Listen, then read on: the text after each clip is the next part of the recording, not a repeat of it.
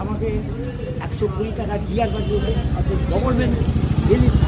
আমার সুব্রত বলেছিল 240, অনেক বড় গান শুরু করতে হবে এবার। সুব্রত বললো আমি বাসটা দেবো, শুনুন। এই সারা জীবন দিদি যে আমার, এই গ্রামে গ্রামে দিদি আমাদের, টোক টোক স্পিন অফ সাইলেন্স, পরে কিছু দিও। এই সারা জীবন এই দিদি যে আমার, গ্রামে গ্রামে দিদি আমাদের, আমি রাখি এই দিদিকে ছেলে বিজেপিতে যেতে পারি। দিদি